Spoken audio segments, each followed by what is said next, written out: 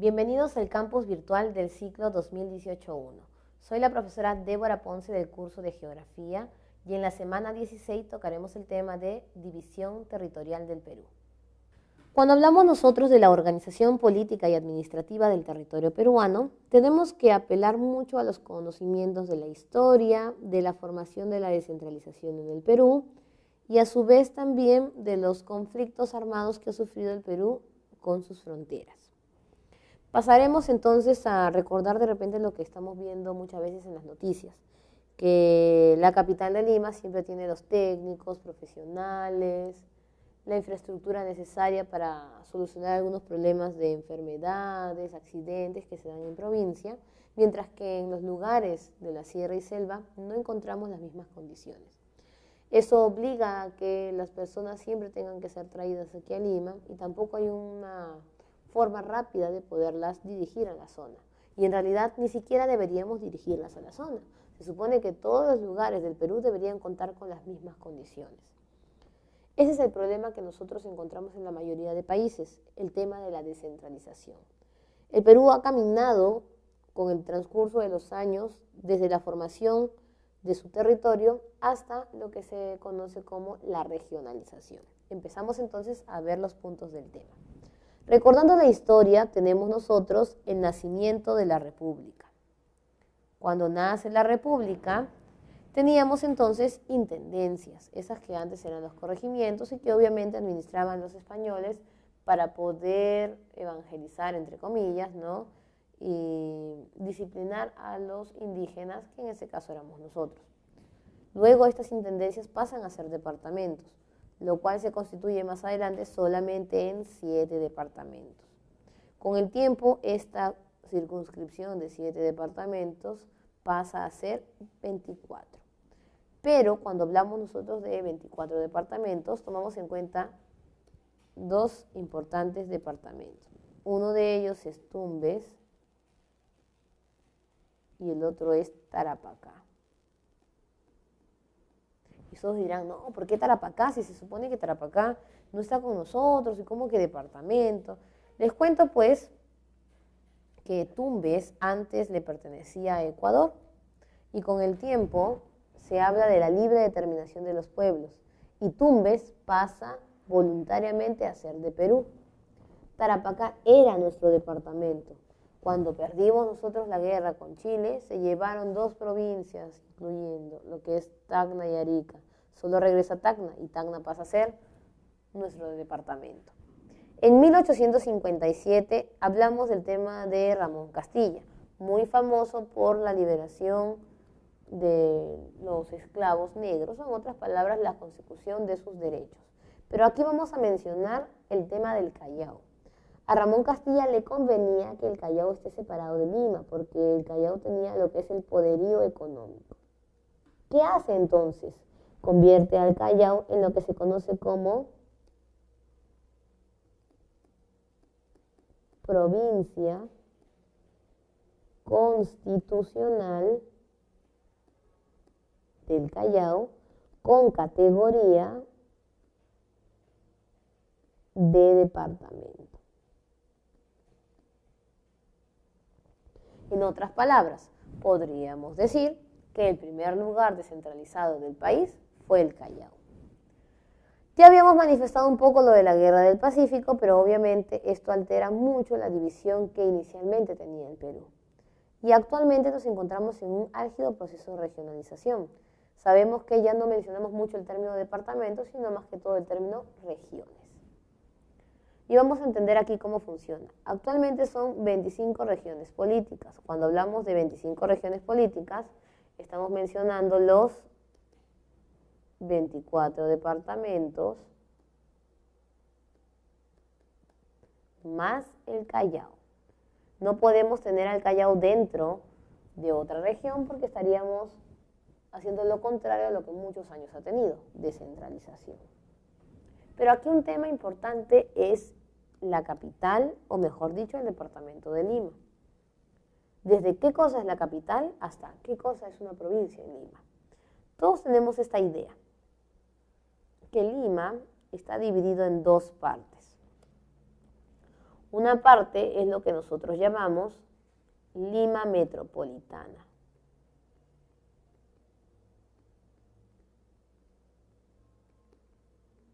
Y otra parte es la que conocemos como Lima provincial. Lima provincial, tú dices, aquí está entonces todos los lugares de Lima como son Ollón, Barranca, Cañete, y Lima metropolitana son los reyes del espacio. Y no es así. Los que viven en Lima también son provincianos. Tú dirás, ¿por qué? Porque Lima se divide en 10 provincias.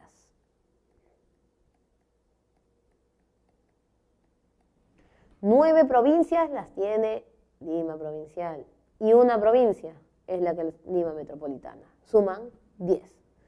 Entonces, tú también estás en una provincia, pero si te das cuenta, tú no votas por gobernador regional. Votas, por ejemplo, imagínate que vivimos en Comas.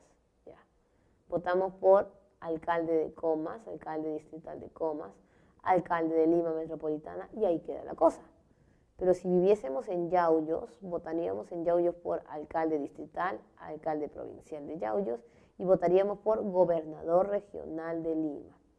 ¿Qué sucede allí? Lima metropolitana no solamente es una provincia del departamento de Lima, es también la capital del Perú. Esta parte de Lima metropolitana se borra de lo que son las regiones. En otras palabras, cuando contamos 24 departamentos como 25 regiones, más el Callao obviamente, estamos contando solo Lima provincial como región. Lima metropolitana sale de la circunscripción. En otras palabras, quedaría algo así, como 25 regiones políticas más Lima metropolitana.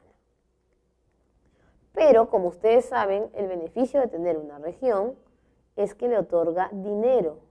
Entonces, hoy si Lima metropolitana no está en una región, no recibe dinero. Falso. El dinero o el presupuesto se divide en 26. Las 25 regiones reciben su dinero y Lima metropolitana recibe su dinero aparte. En otras palabras, el alcalde de Lima metropolitana la hace de gobernador regional porque recibe el dinero y ejecuta las funciones regionales. La regionalización, de donde salen estas 25 regiones, ha sido un proceso histórico también que ha ido cambiando. En 1980, estamos hablando de gobierno desde lo que es Belaúnde, comienzan las transformaciones de lo que se conoce como regionalización. Pero es ya en el 85 con Alan García cuando se toma la idea de las 12 regiones.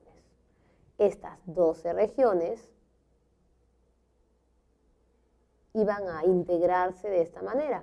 Cada 2 departamentos iban a ser una gran región. Iban a recibir dinero e iban a ser administradas por CETAR, Centro de Administración Regional. Pero sucede que luego el gobierno de Alan García, ustedes saben que terminó muy mal, y no se ejecutó casi nada de lo que se había mencionado. Solamente se habían creado estos consejos de administración regional. Y es cuando entra Fujimori en el año 93 que emite la Constitución, y la Constitución menciona, el Perú es un país unitario y descentralizado. ¿Qué cosa es unitario? Que cada departamento no puede hacer sus propias leyes, las hace solamente un mismo órgano de poder. Y descentralizado porque se sobreentendería que estaríamos en camino de la descentralización, pero en realidad todavía era una teoría, porque en realidad no se daba. Y hasta ahorita creo que no se da, debido a que muchas de las provincias no tienen las mismas condiciones que la capital. Y el CETAR que había creado Alan García se transformó a ser simplemente un consejo de supervisión local. En el año 2002, Alejandro Toledo dice, oye, ya no tengo problemas como Fujimori, como lo que era el terrorismo, entonces yo ya voy a empezar con las regiones. Y él crea unas macroregiones. El problema es que se confunde un poco y tiene algunos errores. Primer error, junta diferente número de departamentos. Una macroregión tenía 2, otra tiene 3, otra tiene 5. Lima metropolitano, Lima departamento, la ingresa dentro de el paquete de 5. Tras que Lima, la capital, tenía centralismo, entonces ponerla ahí peor todavía. 3, la forma de administración del dinero. No había una forma exacta, entonces cada departamento lo podía administrar de su manera. Supongamos que Tumbes y Piura están juntos o estaban en una región y el dinero lo recibe Piura, Piura puede decirle a Tumbes, yo quiero tener más dinero porque mi departamento es más grande. Entonces no había una lógica y esta forma fracasó. En el 2005 Toledo hace un referéndum para ver si estaban de acuerdo con esta regionalización y Arequipa es el único lugar que estuvo de acuerdo, pero aún así hubieron movilizaciones en esa zona. ¿Y qué es lo que queda después? Toledo se va y no le queda otra opción que decir lo siguiente, que cada departamento sea una región, y es lo que nosotros tenemos ahora. En el 2007 vuelve a entrar Alan García y lo único que dice hay que crear la Secretaría de Descentralización que administre todas estas regiones. ¿Cómo así optas por una descentralización? Si vas a descentralizar, tengo entonces que analizar que primero hemos estado nosotros centralizados. El centralismo en el Perú se da de dos maneras, por capitalismo o capitalino como le llaman, y litoralización. En otras palabras, el Perú centra todo en Lima por ser la capital. Y si no es en Lima, lo centra en la costa por tener acceso al mar. Otros países tienen centralismo político y turístico. Político, supongamos, vamos a poner el ejemplo de Bolivia, en el cual todos los órganos estaban en Sucre y La Paz deja de tener el auge que tenía antes y por eso luego la capital se vuelve Sucre. Y turístico, vamos a poner el ejemplo de Australia. Australia, su capital es Canberra, pero el lugar más importante para ellos es Sydney por la parte turística y ahí se centra casi toda la población. Luego que ya tenemos identificado el proceso o la forma de centralismo de un país, pasamos a la desconcentración. Es crear sedes de los organismos. Vamos a poner un ejemplo. Vivimos en Loreto y en Lima están ubicadas todas las instancias. Imagínate, vamos a poner el RENIEC. Y en Loreto no había RENIEC. La persona tenía que viajar, y en esas épocas era en carro, como 3 días o 2 días y hay que ponerle para hacer el trámite. Llega a Lima y muchas veces el RENIEC se atiende ahí mismo. Tendrías que esperar y el proceso de recoger el documento puede ser que tengas que volver a Loreto y volver aquí otra vez. ¿Y qué pasa si hay un error en tu documento? Luego deciden que no, hay que desconcentrar las instituciones, que en Loreto también exista el propio RENIEC, de tal manera que ya no tienes que venir hasta Lima para hacer un trámite. Descentralización, que ya es la fase final. Luego que ya tengo mis instituciones separadas, paso a ver cuál es el mejor proceso de descentralización para mi país. Departamental no nos conviene porque ya estamos divididos en departamentos y tenemos centralismo. Estadificación es cuando quieres crear estos estados como Estados Unidos o los estados de Brasil, que cada quien tiene su propia ley y esto tampoco nos conviene porque hemos dicho que nosotros tenemos un país unitario. Litoralización, a algunos les conviene como las islas, pero a nosotros no, porque ya es para nosotros un problema la litoralización. Y por último tenemos la regionalización, que lo que hace es dar una autonomía política y económica, y es por la cual nosotros hemos optado. Antes de seguir hablando toda esta situación de la descentralización y cómo se va dando este orden, hay que recordar un plano general de cómo está dividido ya nuestro país según lo que acabamos de mencionar anteriormente. Tenemos 25 regiones, 24 departamentos, 196 provincias, 1.874 distritos y 2.437 centros poblados. Las provincias, los distritos y los centros poblados se crean de dos maneras, por necesidad de la población o por necesidad del gobierno. Ejemplo de necesidad de la población, el Callao. El Callao solamente tenía antes 6 distritos, luego ahora en la actualidad tiene 7. ¿Quién es este séptimo? Mi Perú. Mi Perú le pertenecía a Ventanilla, pero las personas o la población creció en Ventanilla y de repente la delincuencia está aumentando y el alcalde no se daba abasto para todo el territorio. Piden entonces que sea dividido en 2 partes, Ventanilla y Mi Perú, para que tenga su propio alcalde y su propia administración. Y en función del gobierno, recuerden la zona del Braem. En el caso de la zona del Braem, es un terreno de valles que pueden ser administrados por uno o por dos distritos, pero esto no conviene por la cantidad de problemas del narcotráfico que hay en la zona. Entonces el Estado ha pedido dividir esta zona de Bryan en diferentes distritos y centros poblados, de tal manera que van a haber más autoridades, más policías administrando cada uno de estos lugares. Y recordando sobre los departamentos, ¿cuáles son los departamentos que tiene el Perú? 9 se encuentran en la sierra, yo ya les he ayudado aquí colocando alguno de ellos. Y las capitales casi no cambian en el nombre de lo que vendría a ser el departamento. Cusco es igual, Huánuco es igual, Huancavelica es igual, Puno, Ayacucho y Cajamarca. Solo varía entre lo que es Apurímac, Pasco y Junín. En Pasco es muy fácil, le aumentamos solamente Cerro de Pasco. En Junín, Huancayo, lo hablamos también cuando hablábamos de la zona de Ingenio, de las truchas, y Apurímac, Abancay. Ahora, en la selva lo hemos visto muchas veces, en relieve, en hidrografía. Vamos a recordar cuáles son sus departamentos. Los hemos dividido en dos grupos, lo que es selva baja y lo que es selva alta. Selva alta, Amazonas,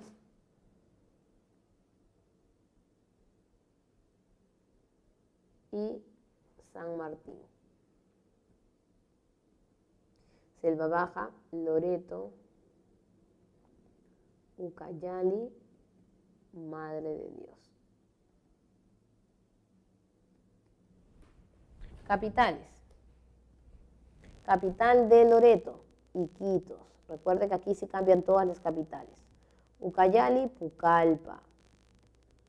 Madre de Dios, Puerto Maldonado. Amazonas, Chachapoyas. San Martín, Moyobamba. Y listo, entonces ya estamos ubicados en la selva. Sumamos 9 y 5 y nos quedan 10 que vendrían a ser departamentos de la costa. Tumbes, Piura, Lambayeque, La Libertad, Ancash, Lima, Ica, Arequipa, Moquegua y Tacna. Pasa lo mismo que en la sierra, casi se mantienen sus mismos nombres, a excepción de Lambayeque, La Libertad y Ancash. Capital de Lambayeque, Chiclayo, La Libertad, Trujillo y Ancash, Huaraz. Y listo, ya hemos completado nuestros 24 departamentos. Ahora sí, luego de haber recordado un poco cómo se suscita la división del país, continuamos con el tema de descentralización y fronteras. La descentralización en nuestro país, entonces, involucra dos aspectos básicos: la demarcación y organización territorial, que no es nada más y nada menos que delimitar los espacios de las fronteras y asignarle recursos, es decir, que tengan servicios básicos y lo necesario para subsistir. E implementación del mandato explícito, es decir, que exista una ley que hable de que debemos integrarnos. Del hecho de que estemos separados no significa que no vamos a conversar entre cada una de las regiones. ¿Para qué nos sirve la descentralización o en qué ámbitos fortalece al Perú? En el ámbito político tenemos unidad, eficiencia y participación. ¿Qué significa eso? Que vamos a tener más órganos para que las personas puedan postular y hacer uso de la ciudadanía, y además es una forma mejor de administrar el lugar. Económicamente, cada región con el dinero que recibe puede elegir cómo desarrollar, y en función del equilibrio, diríamos nosotros que ya el Perú no tendría zonas más desarrolladas que otras. Sin embargo, por problemas de corrupción, muchas veces las regiones, por más dinero que reciban, siguen teniendo los mismos problemas. En administrativo hablan competencias funcionales. Si se supone que hay otro órgano, ya no se deben repetir las funciones entre lo que es el alcalde y el mismo gobernador regional, ni menos caer en la burocracia, que es poner más personas de las que uno necesita en el cargo. Social, verificar que todas las personas puedan tener los servicios básicos. Antes tenías que esperar a que los ministros te apoyen, ahora ya tienes tus propios recursos para ir implementando cosas en tu región. Y ambiental, la sostenibilidad.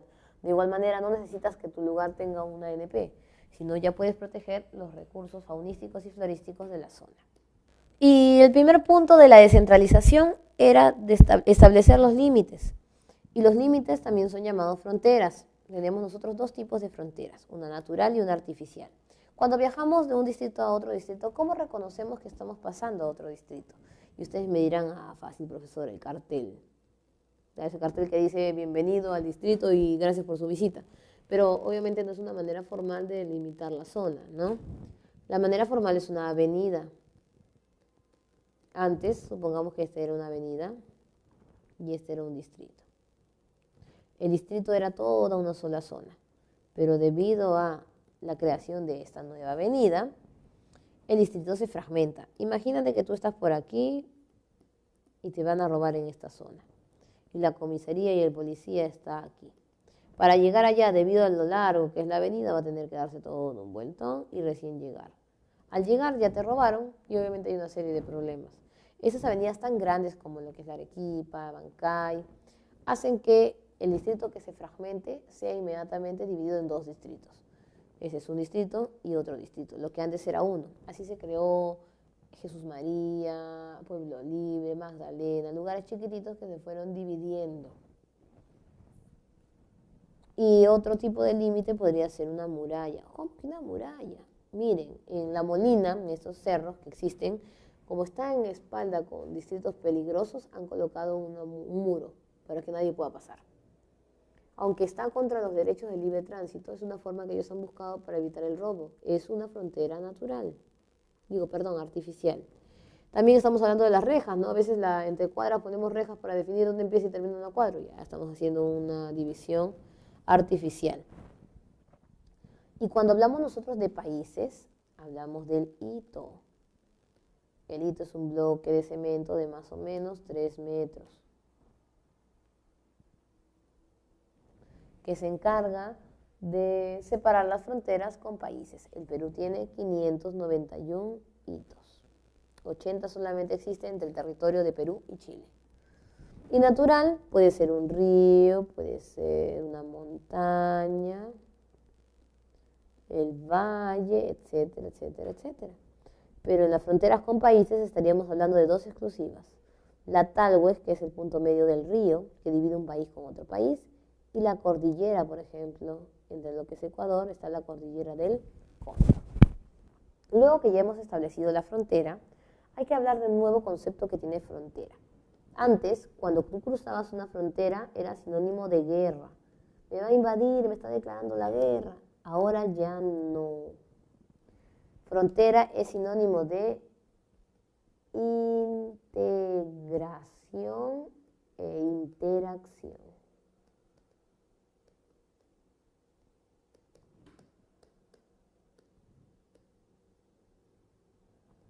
Significa, vamos a poner aquí un dibujito para que más o menos entiendas la situación, que si es en la frontera de Perú y Brasil, y acá hay un niño, y ese niño tiene un problema. Para llegar a su colegio dentro de Perú tendría que caminar como 5 kilómetros. Pero aquí, al frente, en Brasil, tiene un colegio. Como ahora ya no cruzar no es un problema ni la guerra, entonces este niño puede cruzar y estudiar aquí y luego regresar.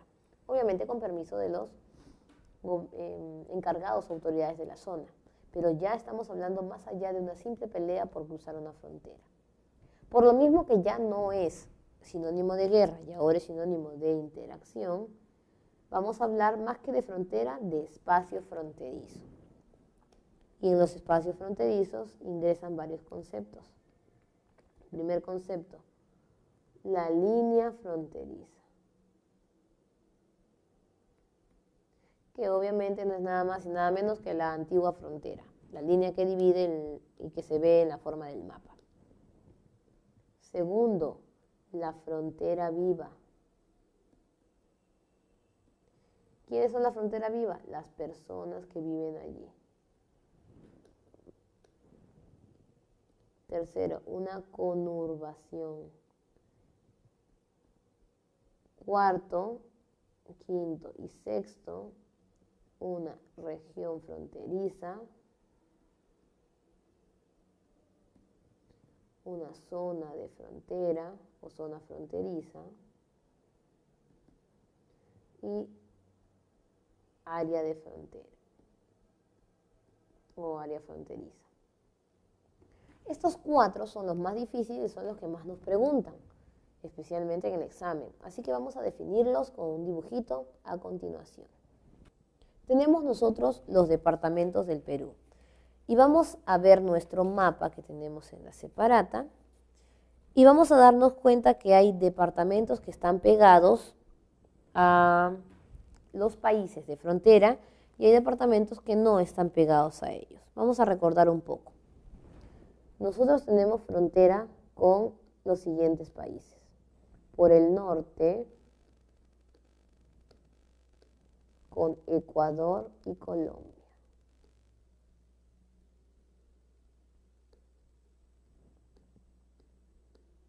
Por el este, Brasil y Bolivia. Y por el sur, Chile. Tomando que en el oeste está el Océano Pacífico. Ya todos estamos situados, ¿no es cierto? ¿Cuáles son los países que están cercanos y a qué departamento? Entonces tú vas a ver, ¿cuáles son los países, los departamentos? Entonces Tumbes choca con Ecuador. Piura también choca. Cajamarca. Amazonas. Loreto.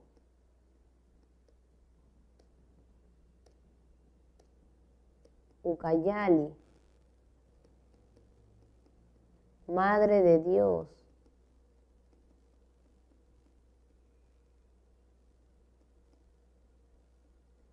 Puno y Tacna. Estos 9 departamentos que están pegados a un país, obviamente los ya mencionados, son conocidos como región fronteriza. Son unidades menores que chocan con una circunscripción mayor. ¿Estamos bien hasta ahí? Ahora, vamos a coger el ejemplo de Tumbes. Tumbes se divide en 3 provincias.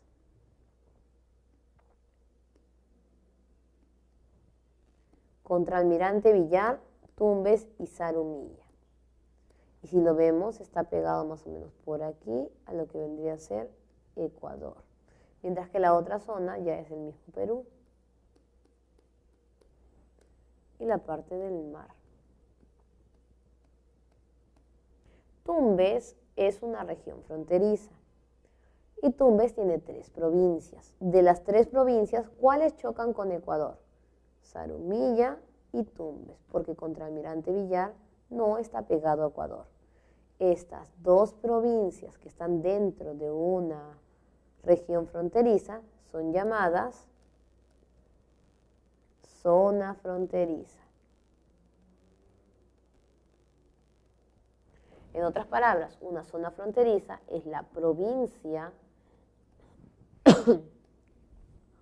que está dentro de la región fronteriza y que tiene que chocar obligatoriamente con un país. Continuamos. Tenemos aquí, o vamos a aumentarle al dibujito, en la esquinita de Zarumilla, un distrito conocido como Aguas Verdes. Y pegado aquí al mar, el distrito conocido como Zarumilla. ¿Cuál de los dos sería un área de frontera? O área fronteriza. Un área fronteriza, entonces, no puede ser Zarumilla, porque la regla para el término fronterizo es que esté pegado a un país. Aguas Verdes sí está pegado. Entonces, ¿qué cosa es un área fronteriza? Distrito o centro poblado que está pegado a un país y que está dentro de la provincia que es llamada zona fronteriza y a su vez está dentro del departamento conocido como región fronteriza. Pero cuando hablamos de área no solamente nos referimos a la división territorial, sino a la construcción que se haya dado en el lugar. Por ejemplo, un hospital, que esté justo cerca a la frontera, una municipalidad, una guarnición militar, un puente, etcétera. Y también algunas cosas naturales, como puede ser un lago o un río. Súmele aquí también que en el área fronteriza pueden estar hasta construcciones como lo que es un aeropuerto.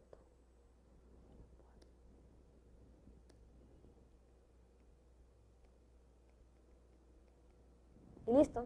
Entonces ya entendimos. Región fronteriza, departamentos que chocan con países. Zona fronteriza, provincias dentro de estos departamentos que chocan con países. Área fronteriza, distrito, centro poblado o construcción que choca con un país y está dentro de las zonas fronterizas. Y por ahí nos queda la duda de qué cosa es una conurbación, ¿no? Entonces vamos a hacer aquí un apartado para ver el dibujo de lo que es una conurbación. Ustedes han escuchado Valparaíso en Chile y han escuchado también Viña del Mar. Vamos a ver la diferencia entre una conurbación interna y una conurbación externa como tiene el Perú. Chile tiene conurbaciones internas. ¿Qué es una conurbación interna?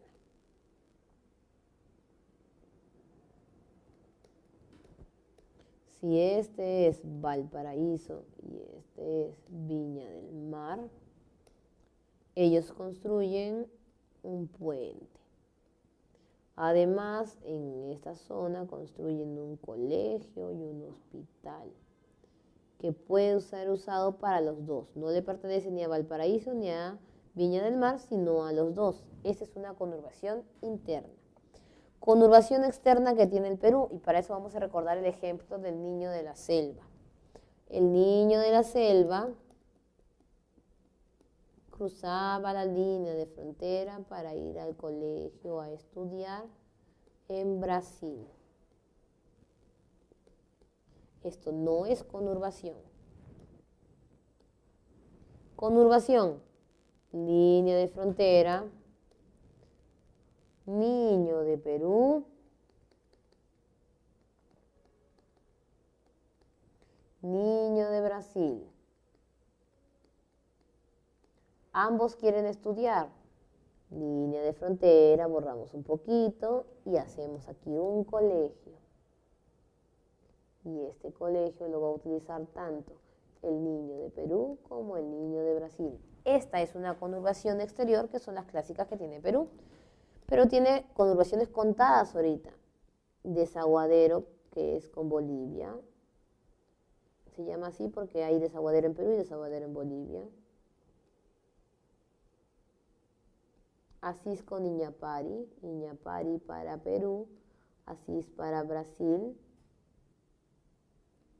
Huaquillas en Ecuador con aguas verdes, en lo que vendría a ser la zona de Ecuador, y aguas verdes para Perú.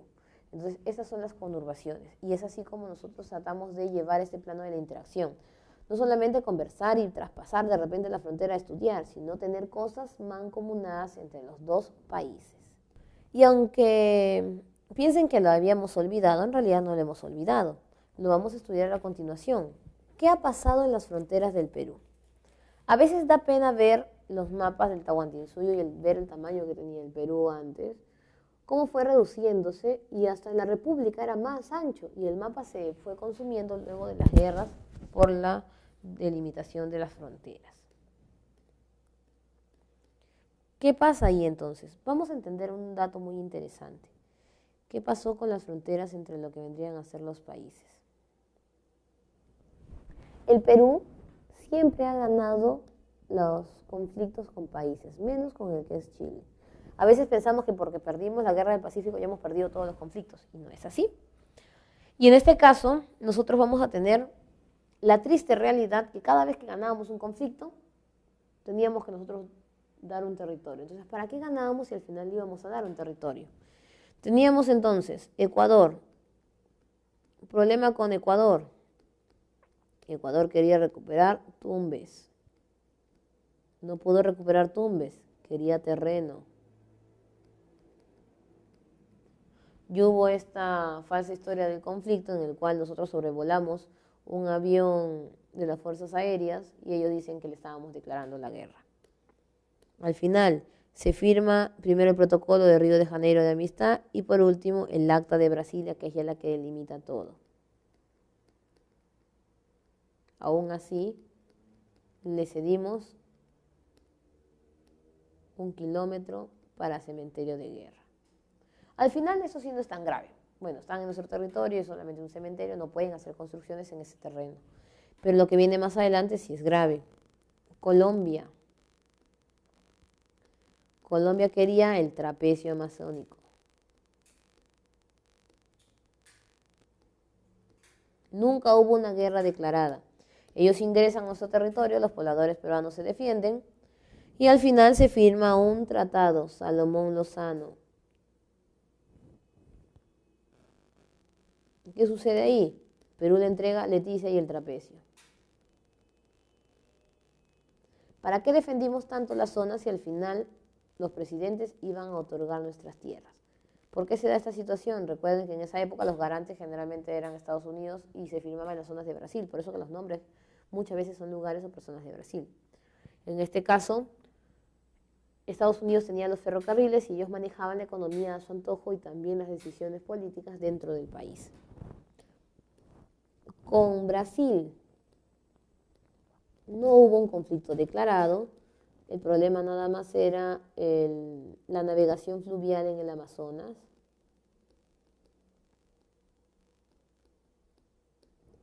Se firma un acuerdo que es la Convención Fluvial y posteriormente el Tratado Velar de Río Blanco. Río Branco. Problema, no teníamos que darle tierras porque solamente era un tratado de navegación y le terminamos dando los kilómetros de oxígeno que les llaman. ¿Por qué kilómetros de oxígeno? Porque le damos parte de lo que vendrían a ser bosques de la selva a Brasil. Por eso que nuestro mapa tiene lugares bien rectos, cortados como si se hubieran dado de esa manera a un país. Bolivia. Con Bolivia es el que mejor nos hemos llevado. Tanto nos hemos llevado también que su guerra terminó siendo nuestra guerra, ¿no es cierto? Que es la guerra del Pacífico. ¿Qué pasa con Bolivia entonces? Ingresamos primero a la guerra del Pacífico y posteriormente es el problema del agua.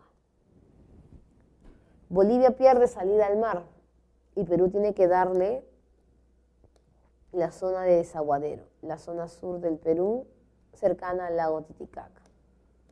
No queda ahí nada más. Bueno, con Bolivia cerramos con lo que es Solón, Polo, Sánchez Bustamante.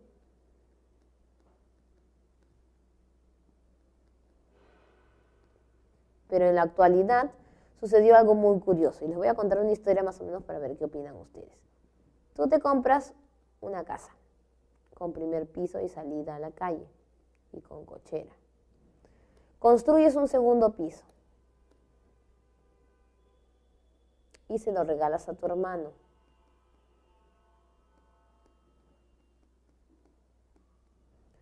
Y el vecino tiene una casa más grande al costado. Pero te olvidaste de hacer la escalera de la salida de la calle para tu hermano. Entonces le dices, ¿sabes qué? Puedes salir por la puerta del vecino. ¿Qué va a hacer el vecino? Te va a demandar, ¿no es cierto? Y eso es lo que pasó entonces en el caso del Perú, en el último tema hace poco con el tema de Bolivia. Chile viene a ser el que construye la casa.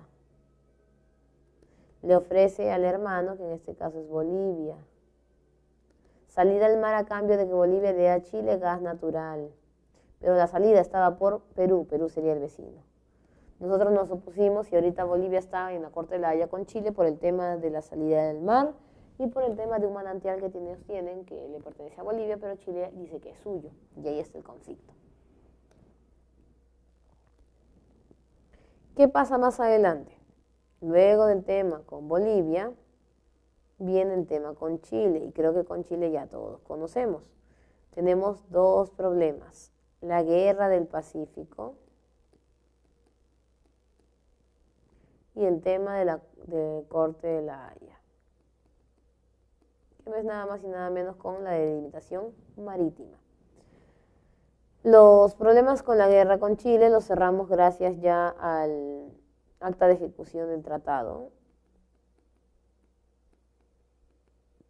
Y cerramos nosotros lo de la Corte de la Haya con el fallo de la Corte de la Haya.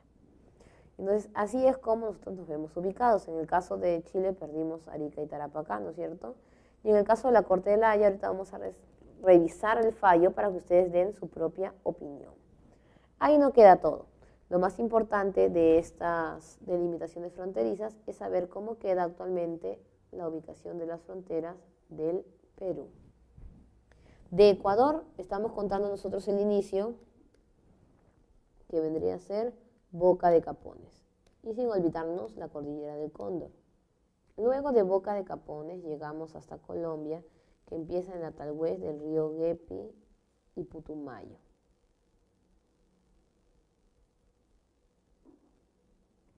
Pasamos a Brasil, que empieza desde Guepi y Putumayo hasta Yavarí. Y Bolivia en Yaberija. Y termina en la meseta de Ancomarca, o también conocido como Hito 80, que vendría a ser nada más y nada menos que el final de Chile, que inicia en el punto Concordia. Entonces, las fronteras se cuentan de abajo hacia arriba. Frontera de Chile, punto Concordia, hasta meseta de Ancomarca. Frontera de Bolivia, meseta de Ancomarca, hasta Yaberija. Frontera de Brasil, de Yaberija a Yavarí. Frontera de Colombia, de Yavarí a Putumayo, y frontera con Ecuador, de Putumayo a Boca de Capones. Entonces, así está estructurado ahorita nuestro límite fronterizo. Tener en cuenta algo muy importante. El punto Concordia solo es un límite terrestre, debido a que tenemos otro límite en el tema de la parte del mar, que es dado por el fallo de la Haya. Luego que hemos terminado el análisis de cómo se organizan las fronteras en tema de países, vamos a pasar a ver cómo es este problema del mar, ¿no? ¿Qué es lo que pasó con Chile o cuál es la división del fallo de la Haya? Vamos a ver entonces la realidad del mar peruano.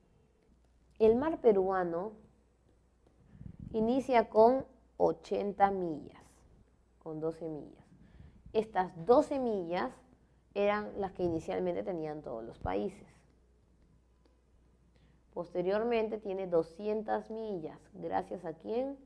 A Bustamante y Rivero, que estaba de miembro de lo que vendría a ser el Tribunal y la Corte y parte de lo que es la Organización Nacional de Naciones Unidas, y nosotros llegamos a tener 200 millas. ¿Quiénes más tienen 200 millas? No solamente Perú, sino también Chile y Ecuador.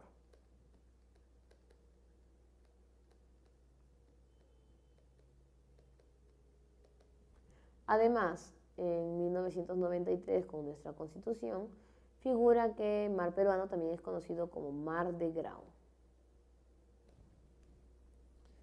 Problema latente en el caso de la frontera con Chile. En 1952 se firma la Declaración de Santiago, en el cual se establecía que los tres teníamos 200 millas, pero ninguna embarcación podía pasar al otro territorio.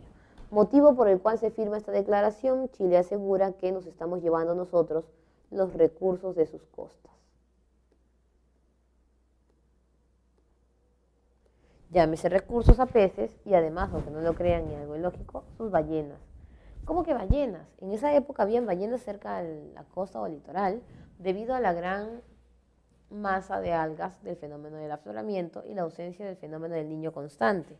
Cuando después llega el fenómeno del Niño, las ballenas se van ausentando. Nadie se llevó las ballenas, pero debido a ese motivo nosotros tenemos que firmar la Declaración de Santiago.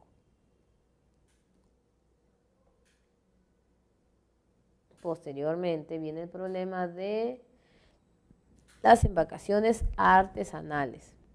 ¿Qué pasaba con las embarcaciones artesanales? Se cruzaban la zona y los de Chile manifestaban que los barquitos no tenían satélite y entonces se pasaban en cualquier momento y hay que poner aunque sea una boya de limitación. El Perú también firmó e hizo caso. En el único momento en el que hemos estado hermanados y unidos es para el tema de la Convemar, Tanto Ecuador, Perú y Chile están de acuerdo con la CONVEMAR, aunque dícese que Chile ya firmó ahora la CONVEMAR o está a punto de firmarla por la pérdida en función de la Haya. ¿Qué cosa es la CONVEMAR? Es un tratado multilateral que viene desde la ONU. Entró en vigor en el 94 y le conviene a muchos países, pero a Perú, Chile y Ecuador no les conviene. Y ahora van a entender por qué. Si este fuese el dominio marítimo y este fuera Perú, Perú tendría de dominio 12 millas. Estaríamos regresando a antes de las 200 millas con Bustamante y Rivero. Estas 12 millas se le conocería como mar territorial. Solo seríamos dueños de las 12 millas. 188 millas restantes para hacer las 200 millas se le llamaría zona de dominio exclusivo. Esta zona de dominio exclusivo también le llaman zona exclusiva económica. Si tú pescas en este lugar ya tienes que pagarle impuestos a la CONVEMAR.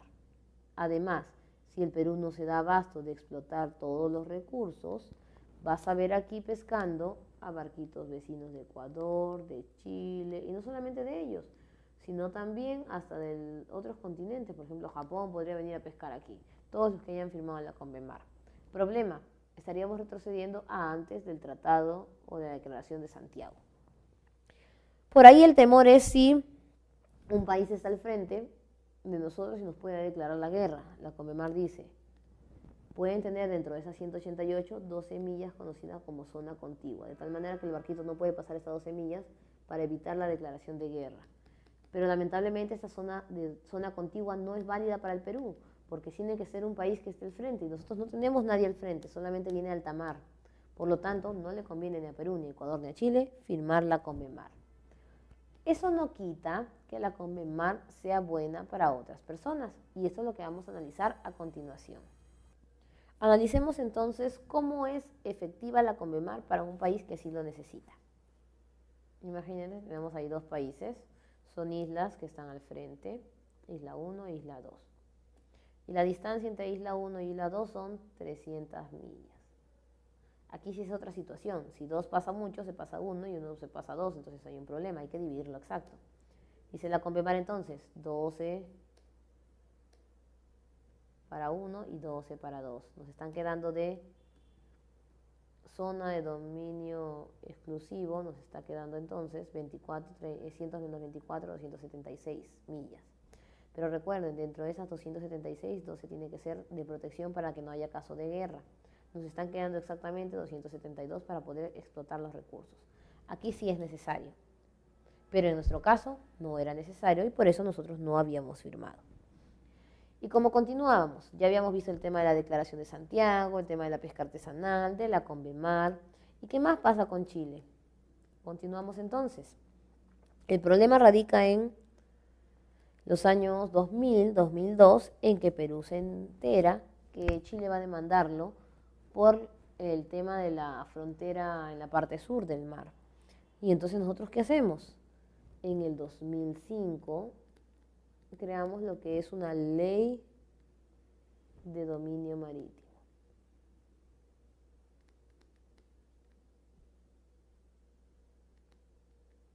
¿Por qué hacer la ley de dominio marítimo?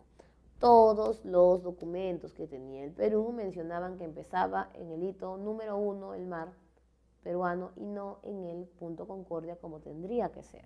Aquí sí lo manifiestan. De tal manera que para el 2007 mandamos a la ONU dicho documento. Y en el 2008 presentamos nosotros la demanda hacia la Corte de la Haya. El fallo se resuelve en el 2014. ¿Y qué es lo que fijaba? Aquí vamos a ver nosotros si consideran ustedes que ganamos o perdimos. Perú es inclinado. Chile es recto. Entonces Perú quería una línea inclinada de dominio marítimo como es su forma. Y entonces Chile decía, nosotros queremos una línea recta como es su forma. Si todo fuera así, creo que nos hubiéramos puesto de acuerdo y mitad a mitad. ¿Cuál es el problema? Que estamos contando ahorita el ejemplo desde el punto Concordia. Y Chile manifiesta que empieza en el hito número 1, por lo tanto, esta línea que hemos dibujado no es válida. Y lo que quiere Chile, o que quería Chile, era esto, desde el hito número 1 contar. Problema, ya estás hablando de una mayor distancia a la que era el punto Concordia. ¿Por qué la Haya da de favor al hito número 1 y no al punto Concordia? Porque como decíamos, casi todos los documentos manifestaban hito número 1 y el Perú sustentó que el hito está ahí a 323 metros porque con Chile habían quedado que debería estar máximo a 1000 metros. Pero este sustento no tenía un sustento escrito, entonces al final dan o votan a favor de Chile. Contamos el hito número 1 en marea baja. Y luego contamos desde la parte de la costa 80 millas. Luego nos vamos hacia abajito. Y estamos contando 120 millas. En realidad nosotros queríamos todo esto. Pero esa es la zona que le corresponde a Chile. Y como contrariedad, Chile quería hasta aquí, pero esto le corresponde a Perú. La ventaja para el Perú es que, similar a esta distancia, vamos a hacerlo aquí afuera, también nos otorga. Y esto es lo que se conoce como el triángulo de ganancia de 50.000 kilómetros cuadrados. Ventajas y desventajas. Perú ganó pesca industrial, pero no tenemos mucha pesca industrial. Solución, comprar más barcos industriales. Perú ganó pesca artesanal, ellos utilizan más industrial. Ahí sí hay una pérdida económica. Desventaja para el Perú. Esta zona era la pesca artesanal de Tacna y los pobladores de Tacna dicen que no luchamos por sus derechos. Otra desventaja para el Perú. Dícese que cuando estamos en invierno, en verano, esta zona es la que más pececitos tiene y es la zona que ellos tienen. ¿Por qué tanto interés? Porque aquí encontrábamos un puente del río Yula, en el cual a ellos les convenía la salida por allí. Problema posterior, ellos querían esta zona de aquí, que se conoce como triángulo terrestre, diciendo de que por ahí pasaba la línea. Ventaja para el Perú, la Haya dijo que esto no se puede repartir porque en forma terrestre el punto Concordia es el límite. Otra cosa es el límite marítimo que empieza en el hito número 1. Por lo tanto, esta zona no les pertenece. Pero para asegurarnos, esa zona estaba vacía. ¿Y qué hace Perú? Crea un centro poblado para que si es que quisiesen llevárselo, obligatoriamente tendríamos que tener la libre determinación de los pueblos. Y es así entonces como queda el fallo de la Haya. A continuación, resolveremos algunas preguntas para poder absorber nuestras dudas referentes al tema. Primera pregunta.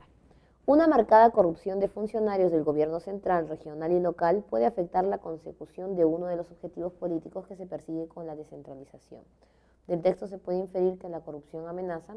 Si bien este tema se puede relacionar con varios aspectos de la descentralización, tenemos que ser específicos. Recordemos que hay un cuadro que a nosotros nos señala cuándo es un objetivo político, otro económico, otro social, ambiental y administrativo.